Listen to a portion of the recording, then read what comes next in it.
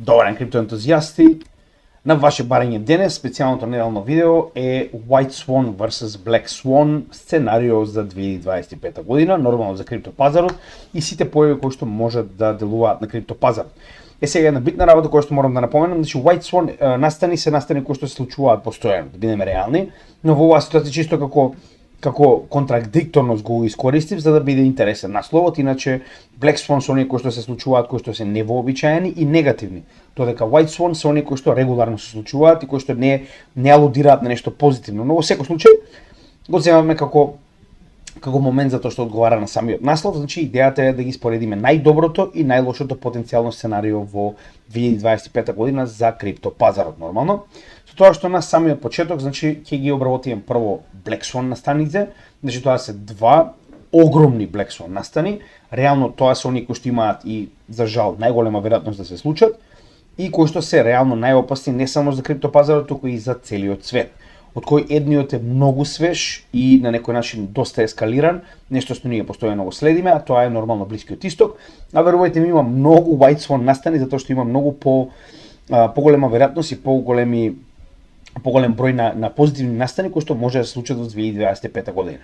Значи идејата е дека не можеме да знаеме дали ќе биде негативно или позитивно сценариото за 2025 година, но можеме да ги земеме во први случаите кои што можат да настапат во текот на истата од макроекономија, геополитика и крипто, со тоа што и така се наредени. Прво ќе поминеме преку геополитичките затоа што се најсериозни, потоа ќе ги разгледаме макроекономските, кои што се позитивни верувале или не, и на крајот ќе разговараме за крипто, позитивните на некој начин настани кои што доаѓаат пред нас. Така да пак ќе кажам, значи на крајот од денот ова видео ќе биде доста позитивно во целисходноста, но реално има и некои негативни работи кои што мораме да ги земеме во предвид, кои што не можеме да ги едноставно да ги игнорираме.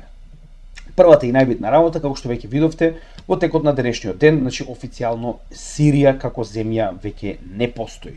Барем не во политичката да речем организација која што беше во текот на вчерашниот ден. Што значи дека Башар ал-Асад веќе не е претседател и ефективно тоа прави промени во регионот за кои што многу од луѓето гледам дека не се свесни. На страна од тоа што ние разговаравме во вчерашното видео за геополитика и крипто во детали, дека овие бунтовници кои што моментално се во контрола во Сирија представуваат терористи, да го заборавиме тој факт, да видиме што друго менува во овој регион и како тоа повторно води до истиот тој страв кој што ние го имаме за целиот овој регион, а тоа е нафтен шок. Многу пати сме зборувале, нафтен шок представува ситуација во која што ефективно цената на доларот ќе почне да расте поради намалената значи циркулација и производство на нафта која што доаѓа од овој регион. 40% од нафтата поминува преку теснецот Хормуз, кој што е под директна контрола на Иран. Да видиме како е тоа загрозено повторно. Значи јас разбирам дека има мала шанса да се случи, но не смееме да ја игнорираме. Првата и најбитна работа е, што сакам да ја го кажам уште вчерашното видео, е дека Ушково е тој кој што е еден од главните кривци за тоа што се случи во Сирија.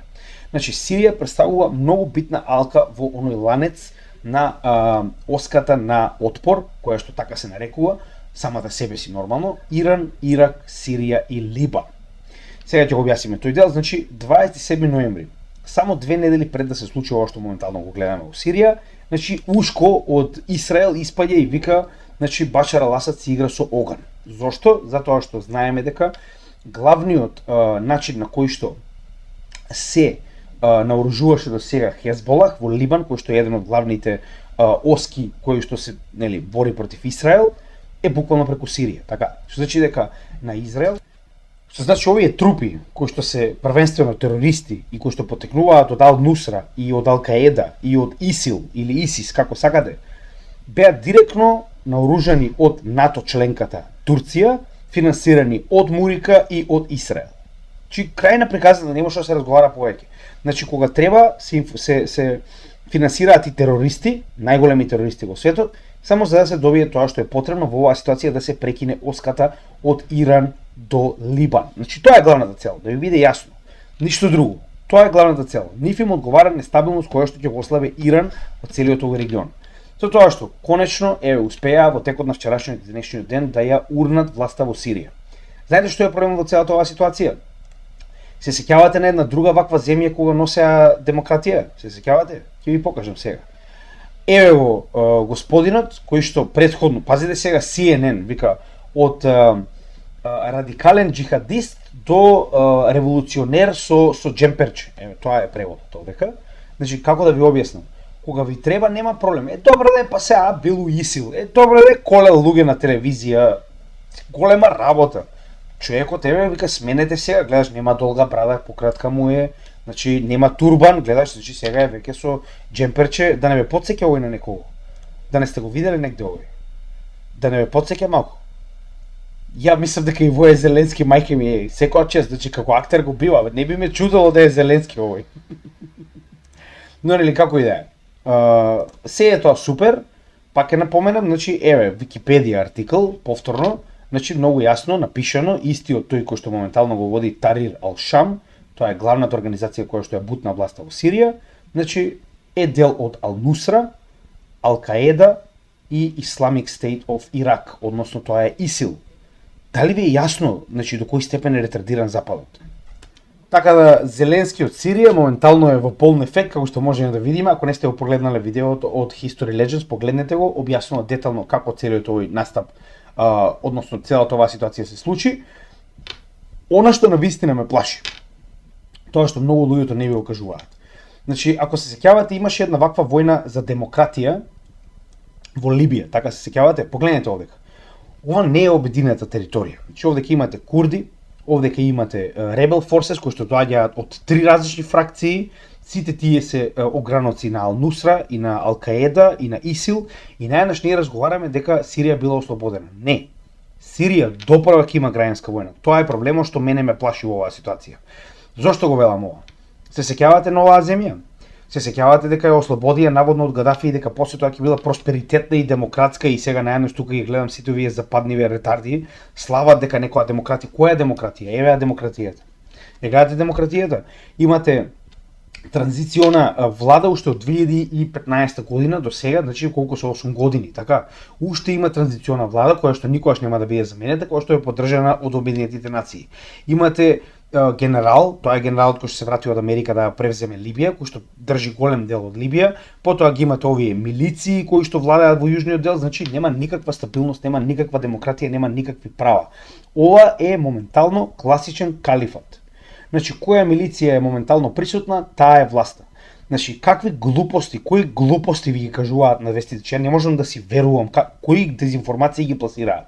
Или заборавија на тоа дека во Либија го направи овој конфликт и дека моментално ја оставија Либија, Господ нека ја напомош, така?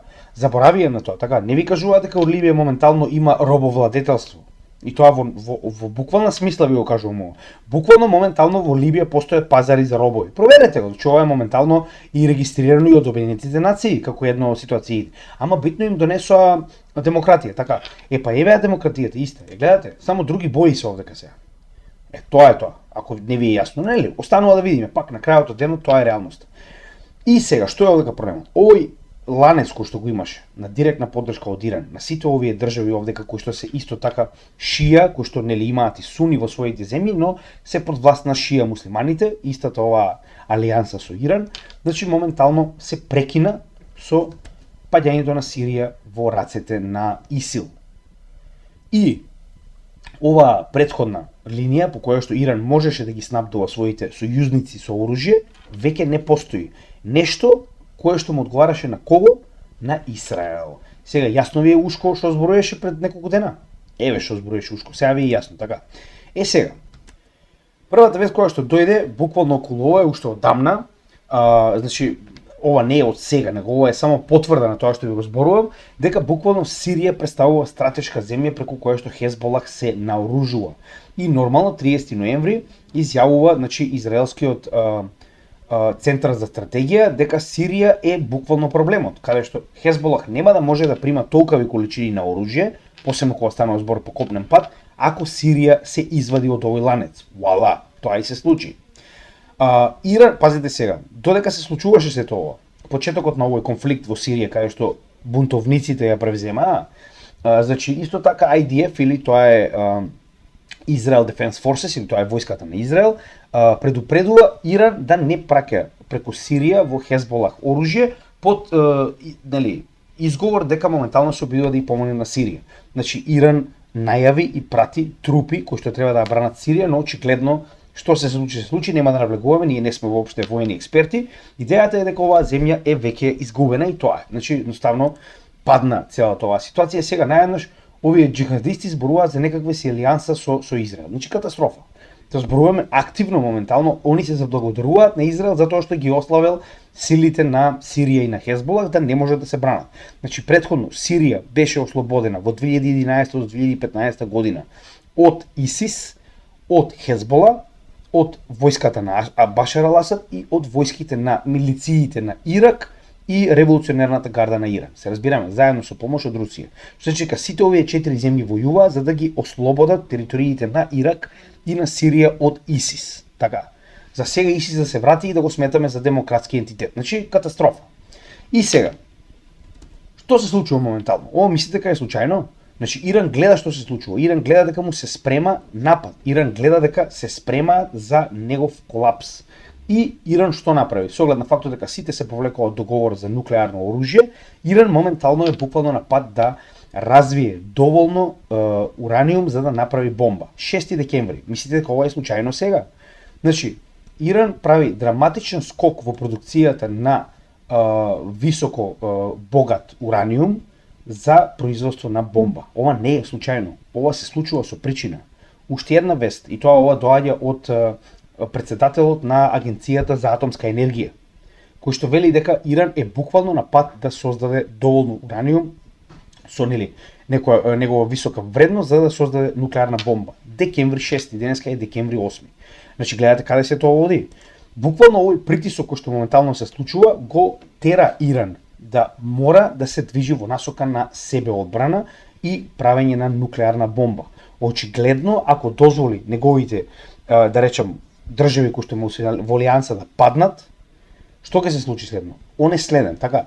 И од друга страна, уште еднаш ќе напоменам, на страна нуклеарното оружје, тоа е, значи, веќе не сакам ни да зборам, затоа што катастрофалните последици од прво обидот да се превенира Иран да направи нуклеарна бомба, а верувам дека ќе дојде, значи ако Израел и Мурика видат дека Иран е многу блиско до креирање на бомба, јас верувам дека ќе направат соодветни акции тоа да биде спречено, што ќе води до отворена војна на Блискиот Исток.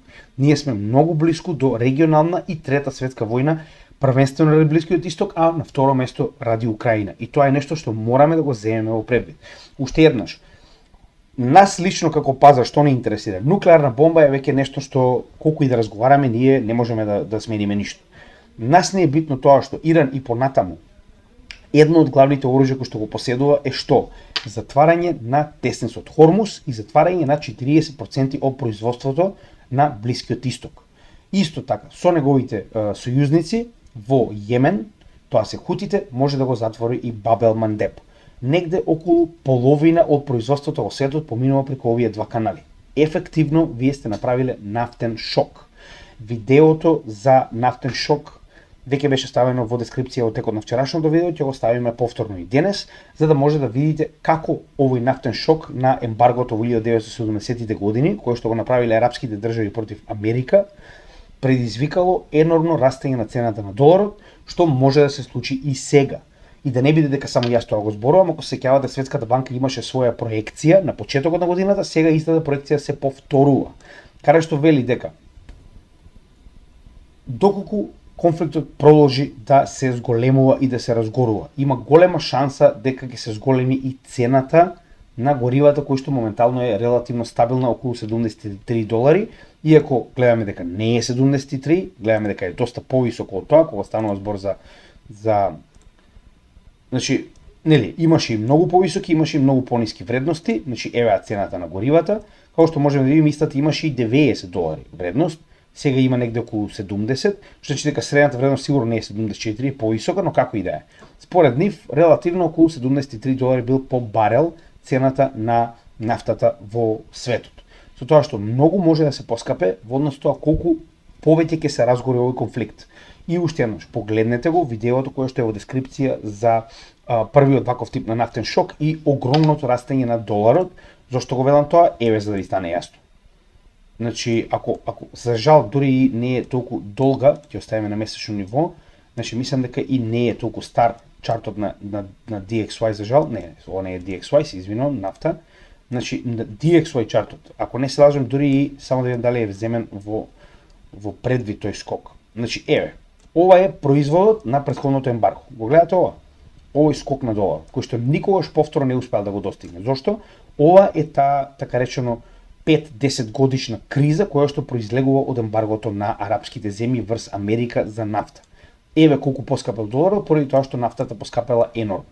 Тоа е проблемот кој што може да се случи и поскапувањето на доларот може да доведе до што? До намалување на вредноста на се останато, вклучувајќи ги и криптовалутите. Така да, тоа е еден од главните Black Swan настани кој што може да се случи во текот на 2025 година и кој што реално има се поголема шанса да се реализира. Следната работа која што треба да разговараме е нормално овој енормно голем напор на Гејропа и на Мурика да почнат војна со Русија пред да успее Трамп да дојде на претседателското место. Значи се прави за да се влоши ситуацијата до степен каде што Русија ќе нападне некоја од членките на НАТО и според нивниот артикл или член 5 да почнат војна со Русија. Значи, не заборавајте дека прво дозволија на Украина сега, на 2 месеци пред заминување на геријатриот Џо, да користи долгометни посебен тип на оружје, како што се Атакамс и Storm Shadow, значи не само Мурика, туку тоа е очигледно координиран момент, каде што истото го направија и Британија, истото го направи и Франција. Со тоа што една од главните цели беше постигната, зошто го велам тоа? Затоа што ако се сеќавате, значи рускиот амбасадор во интервјуто кое што ние ви го пренесовме, јавно кажа дека според Русија Британија активно е вклучена во украинската војна. Значи еден удар на оваа земја ефективно ќе предизвика НАТО против Русија ескалација. И тоа не завршува овде. Значи покрај сите овие провокации, каде што на Украина и беше дозволено да користи Атакамс, да користи Storm Shadows и да ги користи оние скалпер, како и да се нарекуваа од Франција, долгодометни ракети, значи моментално не им беше доволно, отидоа на следниот чекор. Погледнете каде се движи цела оваа работа. Односно врвот во Русија активно зборува дека моментално се прави план од НАТО, оваа крвожедна организација, да се алоцираат трупи на 4 НАТО членки, тоа се нормално Мала Британија, Швабистан, Полска и Романија, на 4 различни зони и на тој начин ефективно Украина да биде под воено, така речено, пак ова е окупација, сакале вие или не, или протекторат на НАТО трупи. Сега, каде е овдека проблемот? Они на тој начин се обидуваат, со воведување на peacekeeper трупи, значи тоа се оние миротворци кои што во Југославија исто така мир донесоа. Гледаме од ден денеска резултатите од мирот. Практично би дале во ситуација заштита на Украина, затоа што во тој момент, доколку Русија ги нападне, вие активно практично го напаѓате НАТО. Значи ова се некои влажни соништа на Западот, каде што уште еднаш потврда, значи НАТО планира да стави 100.000 миротворци во Украина. Значи пак, зошто го велам ова? Идејата е да се донесат трупи кои што доколку би биле нападнати, тоа е ефективна војска која што веднаш може да влезе во војна со Русија. Тоа е идејата. Значи Русија би вели не сакаме НАТО, вие одбивате Украина да ставите во НАТО, а вие носите НАТО трупи во Украина. Какво е тоа решение? Кого вие тоа го лажете? Значи сега, ако веќе некој ви кажува дека не смее да има НАТО трупи во Украина и вие носите НАТО трупи во Украина, вие само сте го разгореле проблемот, вие не сте го решиле. И да не биде дека тоа е само руската страна дека го лаже, значи Киев Индепендент, ова е украинскиот весник кој што вели Борис Џонсон повикува на британски и европски миротворци во Украина како дел од потенцијален мировен договор. Не, тоа не е мировен договор, Русија тоа никогаш нема да го дозволи, затоа што тоа е само давање на Украина повеќе време, повторно да се наоружа, повторно да има војска, повторно да го направи тоа што го направи во првите 3 пати. Така, значи нема тука да се случи, ви кажувам сигурно, ако не ме верувате мене, слушнете што има да каже Лавров повторно. No NATO, absolutely no military bases, no military exercises on the Ukrainian soil with participation of foreign troops. Значи, финално, кажано пред само неколку дена во интервју со Такер Карлсон, каде што кажува дека тоа се позициите на Русија и нема да се сменат, и дефинитивно нема да се сменат. Значи почетокот на оваа војна беше со причина за да не се дозволи НАТО експанзија во Украина. И сега вие наједнаш, значи каква глупост е тоа? Вие според вашите идеи тоа е нормално. Не. Значи моментално Русија диктира што е нормално. Вие дали ви се допаѓа тоа или не, тоа е ваш проблем. Значи Русија моментално ја превзема Украина. Ако продолжи вака, нема да постои Украина, не да има само еден дел, нема да има Украина. Но нели, гледаме дека западнала ретардирана Раја се обидува да може да ескалира што може побрзо, што може повеќе за ни Трамп да не биде да не може да го реши овој проблем. Значи CNN вели, значи моментално Мурика и низиниот естаблишмент, зборуваме гериатрија Џо и неговата лакеј екипа, се припремаат да направат што можат за да дури ни председателот во оваа ситуација Трамп не може да ја прекине воената помош на Украина. Дури го нарекуваат, овде ќе има и збор за тоа, се нарекува Трамп-пруф. Во превод да направат да едноставно не може ефективниот председател да смени ништо во однос на помошта која доаѓа во Украина. Да не мислите дека ова е само во Мурика, значи ова е целата Гејропа, значи моментално Гејропа е укакана затоа што ако дојде Трамп ќе има големи промени и во НАТО и ќе заврши војната, ефективно ќе ја изгубат нормално. И вели вака, значи моментално вика цела Европа се припрема да направи Трамп-пруф на себе си. Односно ефектите од потенцијалното председателство на Трамп да бидат што помали врз самата Европа. Не може да биде помали. Ефективно првиот ефект е крај на војната со Русија. Тоа ќе биде голем ефект врз Европа. Ова е која војна поред што губи од Русија Европа. Веќе број нема, така. Но како и да е, да видите дека не е само во Мурика, туку целиот свет се обидува да се Трамп-пруфне себе си, затоа што Трамп не може да го контролирате. Значи Трамп не е кукла која што, нели, со пари може да ја контролирате и кажете што ќе прави. Значи повторно јас немам почитување кон орангутанот, но за ова барем мора да си го признаеме, дечкото е милиардер. Него не можете со пари да му кажете што треба да прави. За разлика од другиве кукли што ги имаат, како гериатрија Џо и таа Камилата со него, така. Сега, да не забораваме дека во исто време повеќе од јасно е дека Русија дебело се припрема за потенцијален конфликт со НАТО. Значи тоа и Киев и сите останати го тврдат. И тоа е така. И нормално дека е така, со оглед на фактот дека Русија гледа дека со НАТО нема поинаку. Значи, овие ретарди од Западот не знаат поинаку да решат конфликт, се разбираме. Ако беше така случајот, значи сите овие договори за мир кои што ги попишаа до сега, ќе беа ефективни. Они ги искористија претходните договори, оние Минск 1 и 2 договори, со цел да си дадат себе си време да може да наоружаат Украина. Така да во оваа ситуација целосно ја разбирам Русија дека мора да се заштити од овие пирани, така. И пак ќе кажам, ова е еден голем Black Swan настан кој што може многу лошо да се одрази на целиот континент. Очигледно Западот тоа не го разбира. Да се надевам, значи единствена причина поради која што ние ефективно се уште не сме во Трета светска војна е фактот дека Трамп беше доволно, Путин беше доволно прибран да не ескалира кога му беа искористени оние долгодометни ракети на негова територија. Многу лесно можеше да го направи истото и во Англија, и во Франција, и во Америка. Значи само тоа е единствената причина поради која што ние немаме Трета светска војна. И Лавров тоа многу јасно го изјасни, вели чекаме во Белата куќа да дојдат возрастни луѓе со кои што потенцијално може да се разговара. Очигледно Белата куќа моментално е претворена во градинка за ЛГБТ створови, се разбираме. Така да моментално ги разбирам, чекаат некој возрастен да дојде на власт за да има со кого да се разговара. И сега нормално во исто време, колку е ова Black Swan настан, толку е и White Swan настан, затоа што доаѓањето на Трамп дали ќе донесе промена останува да видиме, ние не можеме да бидеме сигурни, затоа што Трамп беше оној кој што губи Сулејмани, Трамп беше оној кој што ги почна овие работи кои што сега се случуваат на Блискиот Исток. Значи Трамп е голем поддржувач и заштитник на Израел, така да за Блискиот Исток не верувам дека ќе донесе големи промени, дури и ќе се влоши ситуацијата, како што веќе кажав, но за Украина верувам дека ќе ја смири оваа ситуација. Односно, колку се ова Black Swan настани, толку се и White Swan настани. Затоа што потенцијално смирување на било кој од овие два големи конфликти ќе донесе стабилност на пазарот и потенцијално и качување на цените на се што е ризично добро, затоа што колку помалку од овие глобални конфликти се случуваат, толку пазарите се ориентираат повеќе кон ризични добра, каде што спаѓаат и самите криптовалути. Така да ова би било предобро за нас. Било кој од овие два конфликти да заврши ефективно ќе биде многу позитивен ефект на самиот пазар кај нас. Тоа многу пати сме разговарали.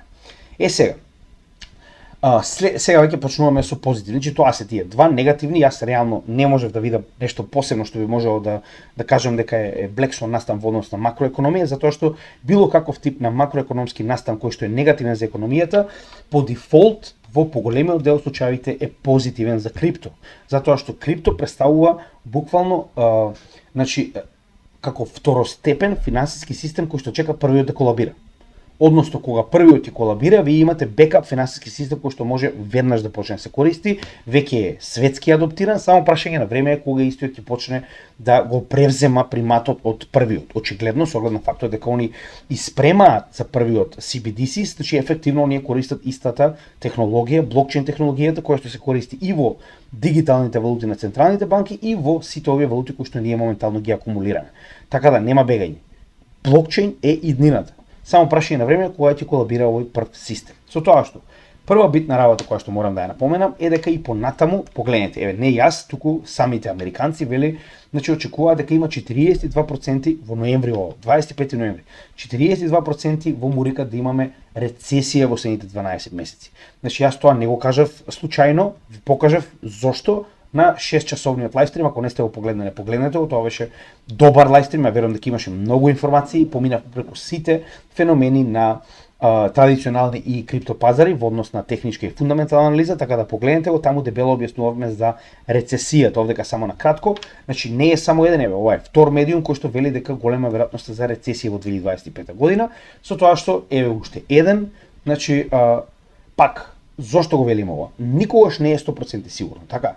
Но овие два показатели кои што ние постојано ги објаснуваме, постојано ни го даваат истиот резултат. Првиот е дека после секое качување на каматните стапки на Федералната резерва следува период на висока невработеност и рецесија. Тоа многу пати сме го објасниле досега.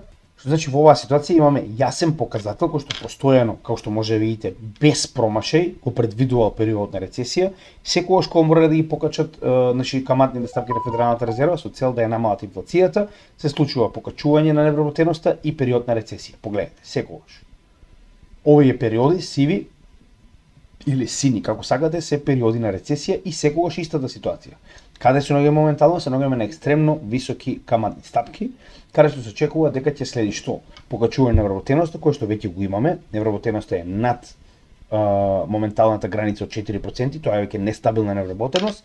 И уште една битна работа, како што ќе покажеме во самиот лайвстрим, значи јас ќе го поставам лайвстримот од 6 часа, тоа беше маратонскиот лайвстрим кој што го направивме, каде што детално го објаснуваме ова во дескрипција. Значи ќе имате прво видеото за нафтениот шок, потоа видеото лайвстримот каде што го објасниме ово детали и овдека значи може ви има ова е практично мерило каде што се споредени 3-месечната и 10-годишната државна обврзница на Мурика и гледаме дека истите кога се наоѓа доле се во нормален сооднос каде што нормално 10-годишните имаат многу повисока каматна вредност, односно каматна награда за тоа што сте го купиле, а 3-месечната има многу пониска и обратно кога 3-месечната има дури и повисока награда каматна кога ги ја купувате за разлика од 10-годишната.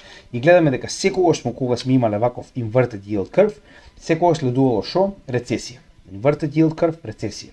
Погледнете. И овој пат каде се наоѓаме? Се наоѓаме екстремно високо, што на некој начин покажува дека досега без промашај во 99% од случаевите било предвидено дека ќе имаме рецесија. Така да ова е само уште еден момент кој што ни покажува дека голема веројатност дека тоа ќе се случи. А ако имаме рецесија, пак ќе напоменам, значи овде ќе имаше видео во кое што ние детално објаснувавме дека потенцијално рецесија може да биде позитивна за крипто секторот. Така да овде ќе ги имате видеото од 6-часовниот лайвстрим, како и видеото за рецесија во Америка, кој што го направивме порано годинава, каде што детално објаснуваме зошто очекуваме дека криптовалутите имаат позитивен исход од вакво сценарио. Од друга страна, ние досега не сме имале рецесија од 2009 година кога е измислена првата криптовалута, тоа е биткоин. Ефективно не сме имале период на рецесија со исклучок на овие 3 месеци во ковид, тоа нема ни да го рачунаме. Значи пак ќе напоменам, неминовно е да се случи такво нешто порано или подоцна и за нас е подобро да видиме како ќе реагираат криптовалутите во период на рецесија. Никој не може да ви каже со сигурност со оглед на фактот дека досега не сме имали искуство да видиме како ќе реагираат криптовалутите, но јас и понатаму верувам дека ќе имаат позитивен исход. За повеќе информации погледнете го видеото во дескрипција каде што објаснуваме во детали. Следниот момент кој што е многу битен и многу позитивен за нас е се уште постои голема шанса за банкарски колапс во Мурика. Значи, ова е моментално колку банките се во нереализирана загуба од обврзниците кои што ги поседуваат од Америка, со тоа што ако го споредиме ова со 2009 година, можеме да видиме дека во 2009 година, иако имавме дотогаш најголем банкарски колапс во светот, значи биле само минус 75 милиарди во нереализирана загуба тогашните банки. Сега истите се негде околу 520 милиарди нереализирана загуба во 2024 година. Тоа се, ако може видите и сами, негде 7 до 8 пати повеќе од она што сме го имале во 2008-2009. Тоа ви покажува дека ваквата нереализирана загуба, доколку се реализира и банките немаат каде да добијат кеш за да ги покријат депозитите кои што моментално се ги бараат луѓето назад, ефективно ние ќе имаме каскаден банкарски колапс, значи катастрофален. Тоа во 2008-2009 година ќе изгледа како играчка во однос на тоа што ќе се случи овде. Зборуваме за целосен колапс на банкарскиот сектор на Мурика. Дали ќе се случи или не останува да видиме, овдека се зависи од што? Од паниката која што потенцијално може да се случи на пазарот. Значи, доколку имаме паника, едноставно тој каскаден ефект на повлекување на депозитите на сите овие луѓе ќе предизвика овие нереализирани загуби веднаш да ги ликвидираат сите овие банки кои што моментално се наоѓаат во таква ситуација. Еве да не биде јас, ноември 12, банкарскиот систем се уште е ранлив. Да, затоа што овие нереализирани загуби потекнуваат од високата стапка на Федералната резерва. А гледаме дека Федералната резерва не се брза да ја намали. Како повеќе се намалуваат каматните стапки, така повеќе инвертед yield curve се враќа во нормала и на тој начин овие до сега во загуба обврзници, поради тоа што се на премногу мала каматна стапка, ќе се вратат во нормала и нема да имаме толку голема загуба, нереализирана загуба на банките. Така. Но гледаме дека не се брзаат, што значи дека може да дојдеме до тој момент. И еве да ве потсетам само порано година, вика вели зошто стотици мурикански банки се во ризик од потенцијален колапс. Со тоа што претходно, ако се сеќавате, имаше еден посебен механизам кој што се нарекуваше значи emergency Fed погледнат. Значи тоа беше посебен тип на прозор кој што им дозволуваше на банките да поземат колку и им се потребни пари со цел да ги платат депозитите кои што луѓето си ги бараат назад и на тој начин оние спречија потенцијалната банкарска криза уште во 2023 година. Проблемот е што овој прозорец е моментално затворен. Значи не постои место каде што они можат да поземат средства со цел да ги покријат овие депозити кои што моментално би си ги барале, значи депозитарите, зборуваме физички и правни лица, од банките. Каде ова води? Втор ваков механизам кој што постоеше беше овој overnight reverse repurchase agreements, да речем механизам, каде што money markets, тоа се приватен фонд на пари, ги ставаше своите пари во оваа голема маса, голем базен, од каде што банките може во било кој момент да позајмат со депонирање на своите хартии од вредност, зборуваме врзници на Мурика, како резервна, како нели колатерал, односно депозит, да можат да поземат одредена количина на кеш од оваа, да речем количина која што имате овдека и да ги вратат депозитите кои што моментално си ги бараат луѓето назад, а банките, знаете и сами, немаат ликвидност. Што е проблемот? Оваа резерва во текот на 2023 година беше целосно одземена од страна на Мурика, затоа што немаше од каде да се влече ликвидност за своите обврзници, односно долгот кој што постојано расте. И сега овдека имаме од претходни 2,3 милиарди, сега имаме само 204 милиони долари. Што значи дека ако настапи паника, нема да имаат од каде да позајмат за да ги вратат депозитите. Автоматски ова ќе предизвика огромен колапс на сите банки во Америка. Не велам дека ќе се случи, но еден од ризиците кој што потенцијално би го направил тоа е токму ова. Каматните ставки на Федералната резерва кои што се уште не ги намалува. Што значи, ние веќе видовме во 2023 година, кога се уште не постоеше биткоин спот ETF, колапсот на тие три банки предизвика цената на биткоин да скокне 50%. Замислете сега, кога капиталните организации можат својот капитал да го пренесат од било која банка во биткоин спот ETF, замислете сега колку би скокнале цените на криптовалутите, почнувајќи со биткоин, при потенцијален банкарски колапс. Што ќе биде крајно позитивен исход за криптосекторот во 2025 година, но само сакав да го напоменам дека е потенцијал. Трговска војна. Уште едно видео кое што ќе биде ставено во дескрипцијата. Значи трговска војна е нешто што ние го обработивме пред една недела како специјално неделно видео, каде што покажавме дека било каков тип на трговска војна во текот на 2025 година, која што е многу потенцијална, заради тоа што и самиот Трамп најави дека спрема потенцијални тарифи, посебно за оние кои што сакаат да направат дедоларизација во светот, и на тој начин вие ефективно имате трговска војна со една половина на другата половина во светот. На кого ова највеќе делува? Делува на акциите. На кого ова не може да делува? Не делува на криптовалутите. Јас и понатаму верувам дека масивна глобална трговска војна на тарифи ќе предизвика криптовалутите да цветаат. Затоа што криптовалутите не можете да им ставите тарифа, на криптовалутите не може да ги забраните, не може да кажете ние не примаме криптовалути, никој вас не ја прашува. Физичките и правните лица можат да си тргуваат и трансферираат во криптовалути што и кога сакаат и каде сакаат. Така да трговска војна е крајно позитивна за криптопазарот. Во дескрипција имате цело видео каде што ова детално го објаснуваме. Потоа имаме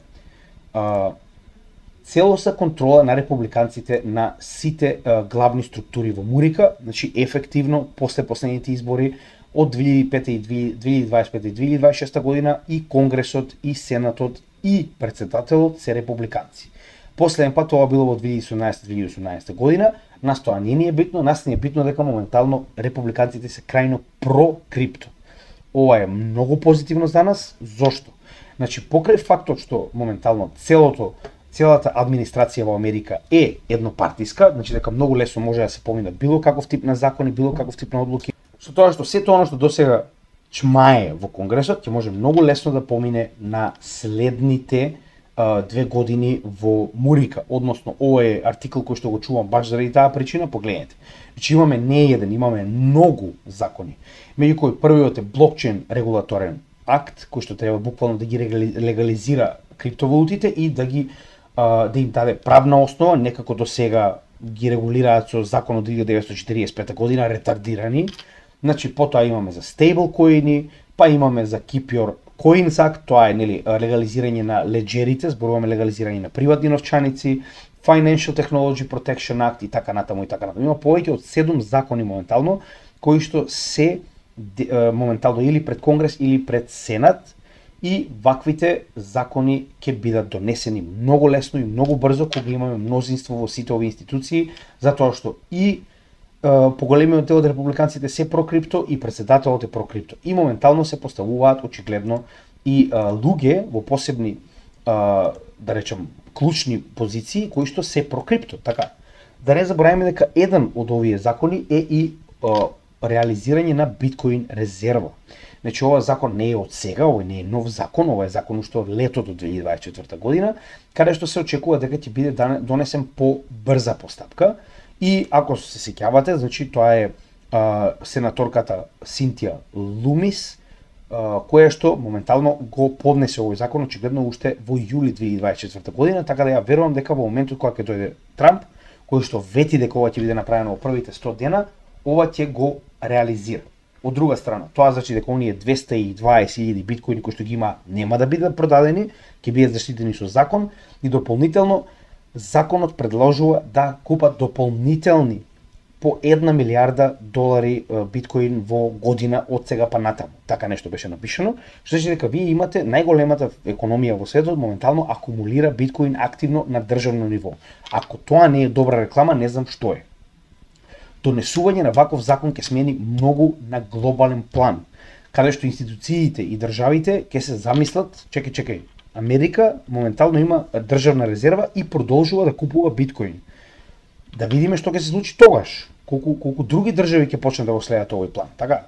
Но само ви покажувам дека ова е едно од најпозитивните потенцијални White Swan настани кои што може да се случат, кои што многу ќе сменат во целиот крипто сектор и тоа не само сега, туку и во наредните булмаркети.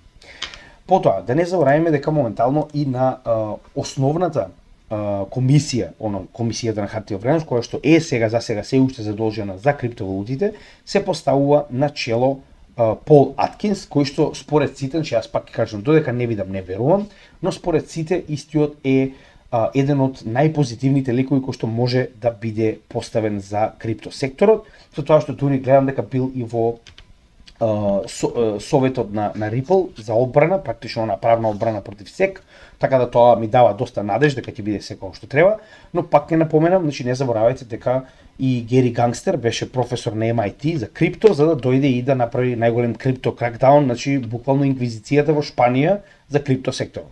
Значи пак ова е позитивно, јас пак ќе кажам, значи верувам дека после 20 јануари, ја верувам на 20 јануари ќе имаме скок, а не после 20 јануари.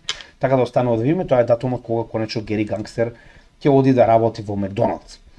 Да не забораваме дека не само едната и другата страна истото го прави, односно прво на самиот БРИКС самит сите членки одлучија дека треба да се работи кон легализирање на криптовалути и користење на истите за инвестиционен развој. Тоа ви кажува дека БРИКС како блок одлучил дека криптовалутите треба да бидат легализирани, само очигледно секој од овие земји тоа мора да го направи засебно и тоа го гледаме. Значи Обединетите арапски емирати се крајно про крипто, Бразил, така, тоа се членки на БРИКС.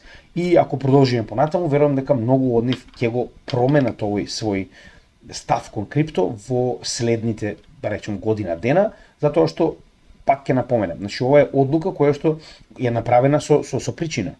Значи криптовалутите ви даваат начин на кој што можете да ги заобиколите првенствено сите овие санкции од западот. Зошто не би ги легализирали? Од друга страна, тоа што го зборувавме, крипто моментално вие како нуклеарно оружје во 1945 година се обидуваат колку што може повеќе да го придобијат. Зошто Трамп би зборувал дека значи секој биткоин од сега понатаму треба да биде ископан во Америка. Зошто? Затоа што е свесен за потенцијалот на оваа технологија и на овие капитални добра. И да не забораваме дека Русија го направи првиот чекор, подпиша закон со кој што е легализирано и криптовалутите и криптомајни. Значи, ова ви кажува дека очигледно државите, зборувам за најголемите економии, се спремни за тоа што доаѓа, а тоа е адаптација на масовно ниво на блокчейн. Ево, и законот за криптомајни. Со тоа што да не забораваме, има еден многу голем магнат кој што нас ни е потребно да се промени во своето мислење. Значи 2021 година беше скратен бул маркетот поради тоа што Кина одлучи да направи бан на криптовалути. Доколку Кина го подигна овој бан во текот на 2025 година, јас и понатаму верувам дека Хонг Конг и неговото легализирање на крипто, моменталните ETFs на крипто кои што постојат таму, се само првиот чекор кој што Кина го користи Хонг Конг како нејзина, да речем, засебна економија, да види каков ефект ќе има крипто на целосно економијата и физичките и правните лица кои што прават интеракции со оваа технологија. Така, јас верувам дека прашање на време е кога Кина ќе го дигне овој бан, посебно со оглед на фактот дека и нивниот дигитален јуан е веќе во полн ефект, што значи дека нема страф од конкуренција помеѓу, нели, приватната блокчейн технологија и државната која што представува дигиталниот јуан. Ако се случи Кина да го дигне својот бан, ја верувам дека тоа ќе биде масивен памп на целиот пазар, тоа ќе биде една од најдобрите White Swan настани кои што може да се случи во текот на 2025 година. Да не забораваме дека овдека си спот ETFs, тоа е еден голем двигател на целиот пазар моментално, со тоа што успешноста на овие ETFs, ако продолжи со ова темпо, верувам дека уште толку ќе го забрза бул маркетот во текот на 2025 година, како што кажавме, почетокот или барем првата половина од 2025 година очекуваме да биде најпрофитабилна за целиот криптопазар, вклучувајќи ги нормално овдека алткоините, со тоа што ваквата масивна ликвидација на биткоин од пазарот и купување од страна на институциите предизвикува истиот да расте енормно на цена, не само биткоин, да не забораваме овдека и етериум, каде што гледаме дека во последната недела ова е најдобрата недела на Ethereum Spot ETF од неговото постоење. Така да ви кажува дека институциите се повеќе развиваат апетит за капитални добра од блокчейн секторот. И тоа овдека нормално биткоин и етериум, затоа што само тие до сега имаат свој Spot ETF и институциите само тие легално може да ги купат. Како што веќе кажавме, после моментот кога конечно етериум доби свој ETF, јас кажав дека прашање е само на време, не дали, туку кога, и другите алткоини кои што се масивни, првенствено по market cap, а потоа и по технологија и адаптација, ќе добијат свој ETF. Меѓу кои првите два потенцијални криптокоини кои што тоа ќе го добијат е Solana и XRP. Пак ќе кажам, не е битно кои се, не е битно дали ви се допаѓа, тоа е одлично за целиот пазар. Било кој од овие коини да добие свој Spot ETF, ефективно алткоините се следни. Значи секој добар проект кој што има фундаментална основа, кој што навистина има институционална дотација, ќе има потенцијален свој спот ETF. Следејќи ги после со на XRP, некои кои што јас мене први ми паѓаат на памет, Chainlink поради поддршката на Swift, HBAR поради нивниот Council кој што е преполн со институции, и сега ако продолжи понатаму има многу, но овие се следни две кои што јас велам дека вистина имаат голем потенцијал да добијат свој спот ETF.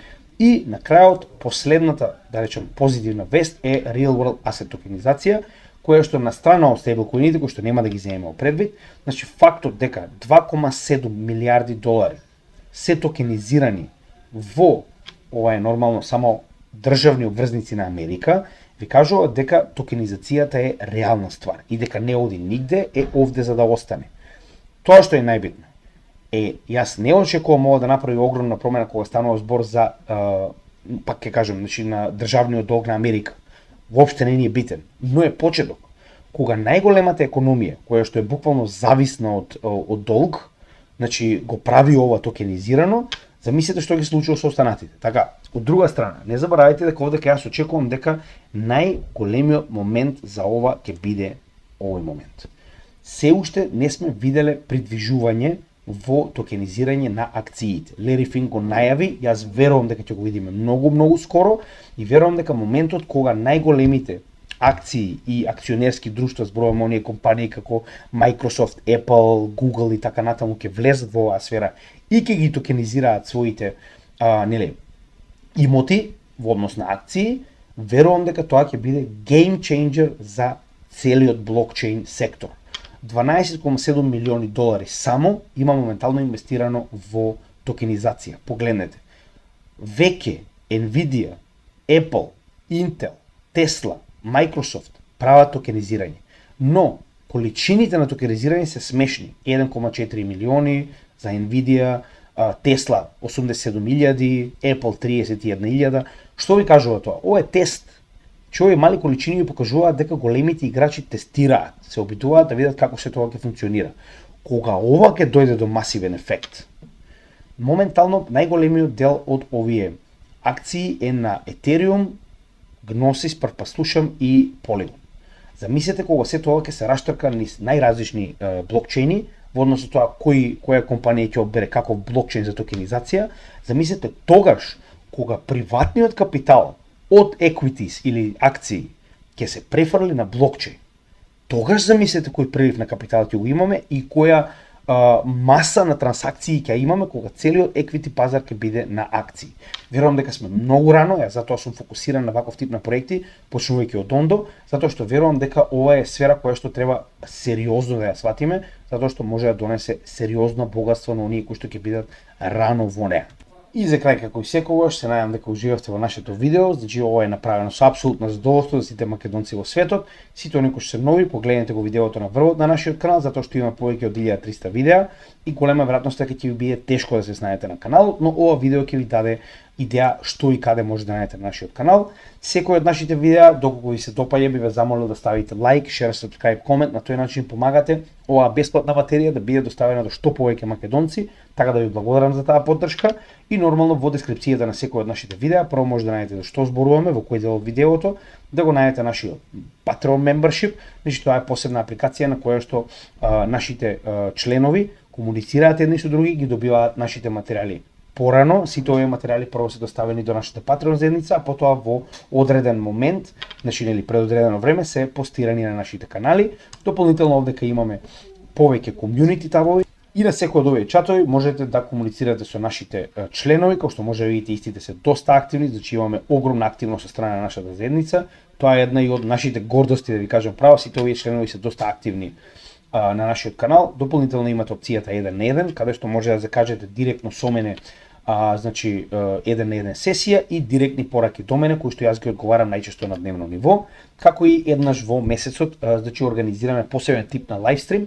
Тоа е подкаст во кој што ги покануваме сите членови на нашата Patreon заедница на Microsoft Teams и разговараме како заедница за се што ги интересира, сите прашања кои што ги имаат да ги одговориме, така да тоа е она што посебно го даваме на нашиот канал за луѓето кои што се дел од Patreon заедницата, така да зачленете се, станете дел од оваа професионална заедница на инвеститори. Потоа ги имаме Купи ми кафе апликацијата и овие блокчейн адреси кои што ги користиме за донации. Сите оние кои што сакаат да донираат на нашата работа, значи иако не донираат директно кај нас, се тоа што е собрано на оваа апликација и на овие блокчейн адреси ќе биде дадено во добротворни цели во Македонија, како што тоа го направивме до сега. Потоа ги имате нашите социјални мрежи, би ви препорачал да ги заследите, затоа што има многу дополнителен материјал кој што ќе го проследите на овие социјални мрежи, како и нашите резервни канали, тоа се Odyssey, Rumble и Rutube. Секое утро на Rutube објавуваме по едно од нашата 126 видеа, значи околу 130 видеа едукациона материја, каде што поред одново ги објавуваме со цело оние кои се нови на каналот да можат повторно да проследат оваа материја. Така да ви благодарам, се надам дека уживавте, се гледаме во следното видео и поздрав од Крипто Гемиџи.